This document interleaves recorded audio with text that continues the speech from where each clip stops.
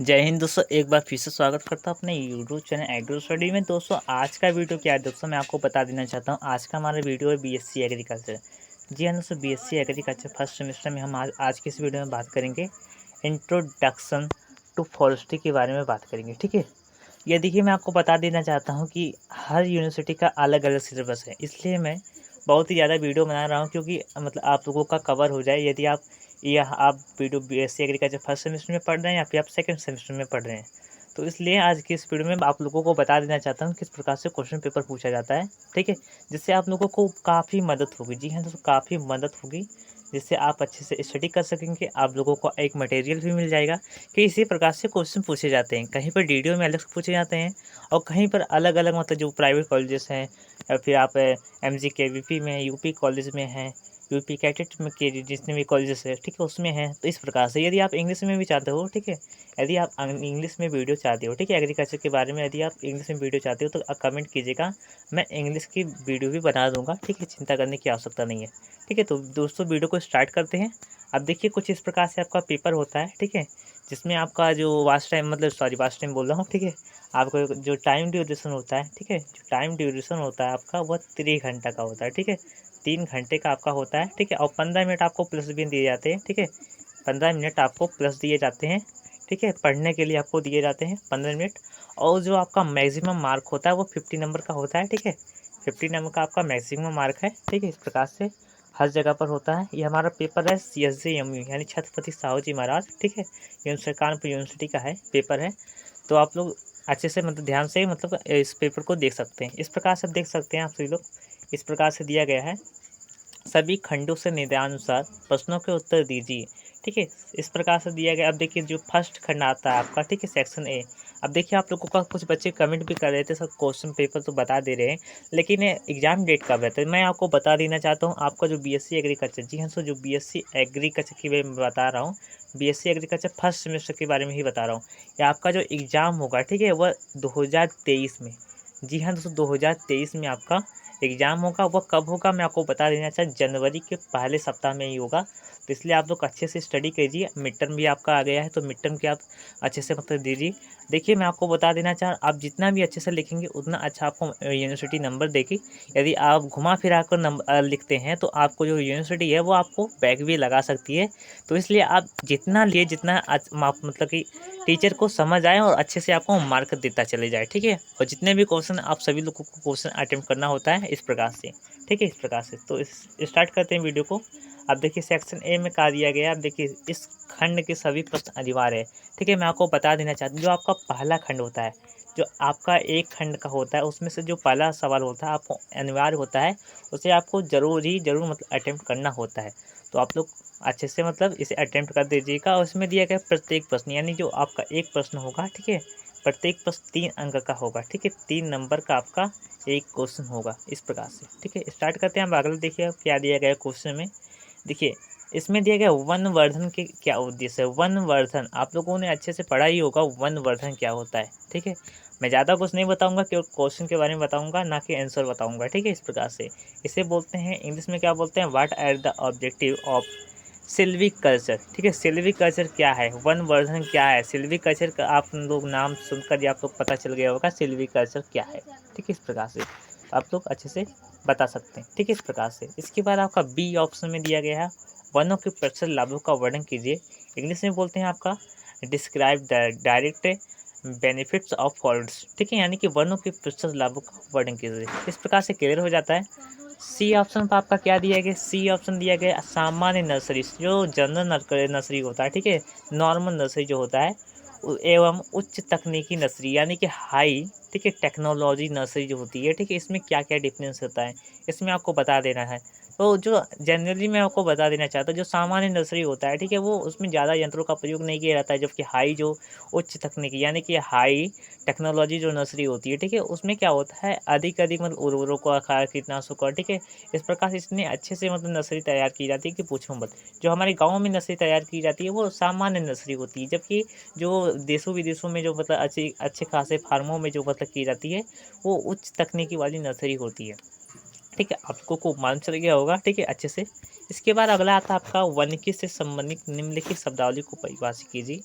Pruning क्या है, lapping क्या है, ट्रेनिंग क्या है। प्रूनिंग का मतलब क्या होता है, काट छाँट। ट्रेनिंग का मतलब भी काट छाँट होता है। लेकिन जो प्रूनिंग की अवस्था होती है, ठीक है, उसमें एक निश्चित आकार देने के लिए किया जाता है, ठीक है। यानी कि पौधे को एक निश्चित आकार देने के लिए किया जाता है। जबकि जो ट्रेनिंग का मुख्य उद्देश्य क्या होता है, ट्रेनिंग का मुख्य उद्देश्य यह होता है कि उसे काट छाँट मतलब किया जाए, जैसे उसमें वायु संचार हो, ठीक है, उसमें फलत में वृद्धि हो, ठीक है। इस प्रकार से ट्रेनिंग का मतलब अर्थ होता है, ठीक है। इस प्रकार से क्लियर हो जाए। अगला था आपका, देखिए इसमें इंग्लिश में लिया गया आपका, देखिए define the following basic terms related to forestry. इस प्रकार से फर्स्ट ऑप्शन है हमारा प्रूनिंग, और second lopping, and third option आपका ट्रेनिंग, ठीक है। इस प्रकार से मैंने आपको बता चुका हूँ, ठीक है। आशा करता हूँ आप लोगों को समझ आ गया होगा, ठीक है। इस प्रकार से ई नंबर पर आपका दिया गया है, एक आदर्श वन नर्सरी को नामांकित अभिन्यास कीजिए, अभिन्यास बनाइए। जो एक आदर्श होता है, ठीक है, यानी एक जो मतलब है प्रीपेयर ऑफ लेआउट होता है, ठीक है। इस प्रकार से जो उसमें जो आइडियल फॉरेस्ट्री नर्सरी होती है, ठीक है, इसके आप अच्छे से मतलब है आपको चित्र बनाना है, उसका फिगर बनाना है, ठीक है, किस प्रकार से तैयार की जाती है, ठीक है। इस प्रकार से आप यदि आप आम का भी बना सकते हैं, ठीक है। इस प्रकार से आप लोगों को स्पेसिस मतलब कि स्पेसिस वाली बोल रहा हूँ, ठीक है, मतलब पौध से पौध की दूरी और पंख से पंख की दूरी मालूम होनी चाहिए, और अच्छे से रूप से मतलब आप नर्सरी तैयार कर सकते हैं। फॉर एग्जाम्पल की तरह से इस प्रकार से आपका मतलब एक खेत है, ठीक है, इसमें आपने मतलब धान बो दिया है, ठीक है, धान बो दिया, इसमें एक किनारे नाली लगा दी गई, एक किनारे नाली लगा दिया गया है, ठीक है। इस प्रकार से डेबुक विधि से कर रहे हैं, तो आप लोग डेबुक विधि से क्या करना है, आप लोगों को अच्छे से स्पेसिस देख लेना, कितना है कितना है कितना नहीं है, ठीक है। इस प्रकार से क्लियर हो जाता है। इसके बाद आपका एफ नंबर पर आपका क्या आता है, राष्ट्रीय कृषि वानिकी नीति। जो आपका देखिए मैं आपको बता देना चाहता हूँ, जो आपका एक नेशनल एग्रो फॉरेस्ट्री पॉलिसी आई थी, जो 2014 में आई थी। किस में आई थी, 2014 में आई थी। बहुत ही मोस्ट इम्पोर्टेंट है, एग्जाम में बहुत ही बार पूछा भी गया है, ठीक है। जो ऑब्जेक्टिव टाइप को क्वेश्चन होता है, देखिए मैं आपको बता, डीडीओ वाले बच्चे दूर रहिएगा, क्योंकि देखिए डीडीओ में जो क्वेश्चन पूछा जाता है वो आपका ऑब्जेक्टिव टाइप का क्वेश्चन पूछा जाता है। यानी कि आपका जो पेपर होगा, यदि आप मतलब बीआरडी एनपीजी साथ ही साथ बुद्धा पीजी या फिर डीयू के मेन कैंपस में है, तो आपका जो पेपर होगा, ठीक है, ऑब्जेक्टिव टाइप का होगा, ना कि आपका डिस्कसिव टाइप का होगा। लेकिन मैं आपको बता दे रहा हूँ, यह जो पेपर है ये डिस्कसिव टाइप का, यानी कि थियोरेटिकल भी है। इसमें बहुत प्रकार से क्वेश्चन पूछे गए हैं, जो 3 नंबर, 10 नंबर, 6 नंबर आदि प्रकार से है, ठीक है। और जो ऑब्जेक्टिव टाइप क्वेश्चन होते हैं उसमें आपका 50 क्वेश्चन होते हैं, ठीक है, 50 क्वेश्चन होते हैं। ईच जो क्वेश्चन होते हैं, यानी कि प्रत्येक प्रश्न जो होते हैं वो 2 नंबर के होते हैं। सभी प्रश्न अनिवार्य होते हैं, जितने आप प्रश्न करेंगे, अटेंड करेंगे, उतना आपको नंबर मिलेगा। समझ गए होंगे आप लोग, ठीक है। इस प्रकार से तो इसमें दिया गया कि आप क्वेश्चन की तरफ बढ़ते हैं। एफ नंबर पर आपका है राष्ट्रीय कृषि नीति, तो वानिकी नीति 2014 के 3 महत्वपूर्ण गुणों का वर्णन कीजिए, ठीक है। यानी कि जो आपका नेशनल एग्रो फॉरेस्ट्री पॉलिसी जो आई थी, उसमें 3 महत्वपूर्ण यानी इंपॉर्टेंट के चैप्टर बताना आप लोगों को, ठीक है। इस प्रकार से आप लोग अच्छे से बुक में पढ़ सकते हैं, ठीक है। मैं ज़्यादा नहीं जानता इसके बारे में। इसके बाद देखिए सेकंड खंड में क्या आता है, सेक्शन बी में क्या आता है, देखिए इसमें आपका क्वेश्चन है जो लॉन्ग आंसर टाइप क्वेश्चन है, यानी कि लघु उत्तरीय प्रश्न दिए गए इसमें, ठीक है। समझ गए होंगे। इसमें नोट में क्या दिया गया, देखिए इसमें दिया गया अटेम्प्ट एनी टू क्वेश्चन, इस क्वेश्चन कैरियर्स 8 मार्क्स, यानी कि आपको जिसमें दिया गया किन्हीं 2 प्रश्नों के उत्तर दीजिए। प्रत्येक प्रश्न जो है आपका वो 8 नंबर का है, ठीक है, 8 अंकों का है, तो आप लोगों को देना है। देखिए इसमें दिया गया है जो आपका सेकंड नंबर पर क्वेश्चन आता है, ठीक है, सेकंड नंबर पर क्या गया था, वनों के कृत्रिम पुनरुत्पादन, ठीक है, यानी कि जो वनों के जो मतलब है, इसमें इंग्लिश में आपको बता दे रहा हूँ, ठीक है। Describe the different method of artificial regeneration of forest with suitable diagram, ठीक है, यानी कि जो पुनरुत्पादन होता है, ठीक है, यानी कि कौन कौन सी विधियाँ है, ठीक है, सचित्र वर्णन आपको देना है, ठीक है। इस प्रकार से आप लोग को अच्छे से बता देना है, ठीक है, क्लियर हो जाता है। थर्ड नंबर पर आपका क्या क्वेश्चन आता है, थर्ड नंबर पर आपका आता है आधुनिक संशोधित भारतीय वन नीति। इसमें जो एक और मतलब पॉलिसी थी, इंडियन फॉरेस्ट पॉलिसी आई थी, जो 1988 में आई थी, ठीक है, किस में आई थी, 1988 में आई थी, बहुत ही मोस्ट इंपॉर्टेंट है। एक और मैंने पॉलिसी बता चुका हूँ, ठीक है, उसके बारे में आप लोग अच्छे से स्टडी कर लीजिएगा, बहुत ही मोस्ट इंपॉर्टेंट है, बहुत ही बार एग्जाम में पूछे जाते हैं, ठीक है, तो आप लोगों को मालूम होना चाहिए, ठीक है। और एक बात और मैं बता देना था, जो आपका मिड टर्म एग्जामिनेशन होता है, ठीक है, मिड टर्म एग्जाम से बेसिक बेसिक क्वेश्चन पूछे जाते हैं, जो आपने यदि आप मतलब बीएससी एग्रीकल्चर की तैयारी कर चुके होंगे, तो आप लोगों के लिए बहुत ज़्यादा हेल्पफुल हो जाएगा। आप लोगों को अच्छे से अच्छे नंबर मिल जाएंगे, क्योंकि चिंता करने की आवश्यकता नहीं है, आप लोगों को फुल नंबर देते हैं, 20 में से 20 नंबर मिलेगा, ठीक है। इस प्रकार से फाइनली इस पर हम बात करते हैं, इस टॉपिक पर बात करते हैं, ठीक है।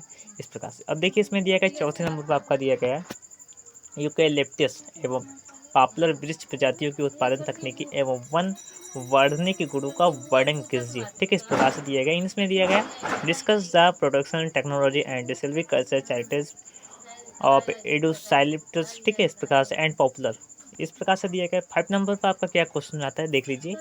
5 नंबर पर आपका आता है वनी फसलों में कराए जाने वाले विभिन्न डेटिंग कार्यों को उल्लेख कीजिए। इंग्लिश में क्या आपका दिया गया, explain various tending operation done for the benefits of first cost, ठीक है, इस प्रकार से। इसके बाद आपका सी नंबर यानी स का आपका जो आता है, यानी कि सेक्शन सी है जो आपका आता है, इसमें भी आपका लॉन्ग टाइप क्वेश्चन है, जिसमें आपका प्रत्येक क्वेश्चन यानी मतलब इक्स जो इच क्वेश्चन है, ठीक है, यानी प्रत्येक जो क्वेश्चन है वो आपका 8 नंबर का है, ठीक है, तो इस प्रकार से दिया गया है। देख सकते हैं आप क्वेश्चन क्या दिया गया है। क्वेश्चन में दिया गया है 6 नंबर पर, इधर दिया गया है, आप लोग ध्यान दीजिए। किसी वानिकी को परिभाषित कीजिए, यानी कि एग्रोफॉरेस्ट्री को आप लोगों को डिफिनेशन देना है। एग्रोफॉरेस्ट्री क्या है इसके बारे में आप लोगों को देना है, ठीक है, लिया गया है। उसके मतलब फादर ऑफ कौन है, ठीक है, एग्रोफॉरेस्ट्री के कौन है, ठीक है, इस प्रकार से अच्छे से बनाए। इसके बाद इंपॉर्टेंस भी आप लोग बता सकते हैं, ठीक है, घुमा फिरा कर भी आप क्वेश्चन बना सकते हैं, मतलब सॉरी आंसर मतलब लिख सकते हैं। लेकिन एक बात ध्यान दीजिएगा, आप लोगों को हेडिंग मालूम होना चाहिए। हेडिंग मोस्ट इंपॉर्टेंट है। हेडिंग यदि आप अच्छे से हेडिंग बनाते हैं तो नंबर बहुत ही बढ़िया मिलने वाला है, ठीक है, चिंता करने की आवश्यकता नहीं है, ठीक है, इस प्रकार से। 7वें नंबर पर क्या आता है, 7वें नंबर पर आता है वन भूमिति मेंसुरेशंस के उद्देश्य लिखिए, ठीक है, वृक्षों के तनों का व्यास एवं उनकी ऊंचाई की गणना करने के विभिन्न विधियों का वर्णन कीजिए, ठीक है, इस प्रकार से क्वेश्चन दिया गया है इंग्लिश में।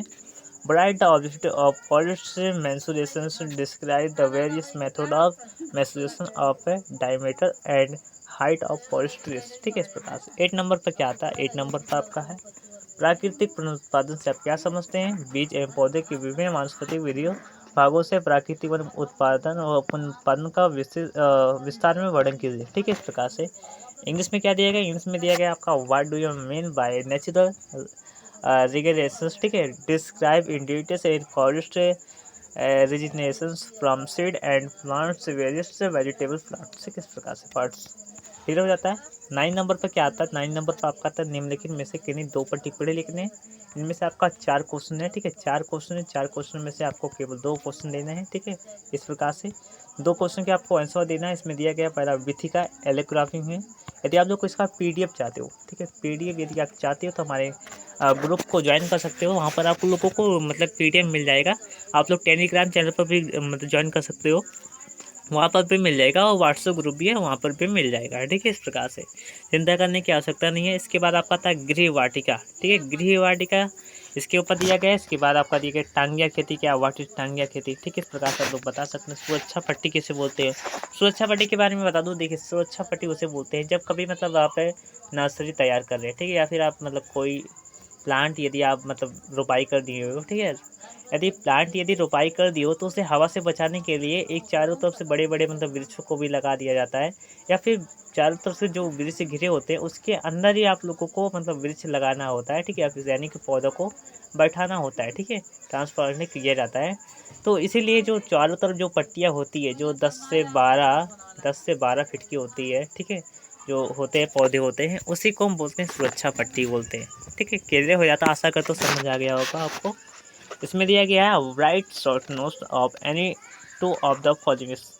इसमें दिया गया है फर्स्ट आपका एली क्रॉपिंग होम गार्डन्स, इसके बाद 3rd नंबर पर आपका time cultivation and V number पर आपका आता है वी नंबर पर आपका शेल्टर बेड्स यानी सुरक्षा पट्टी, ठीक है, इस प्रकार से।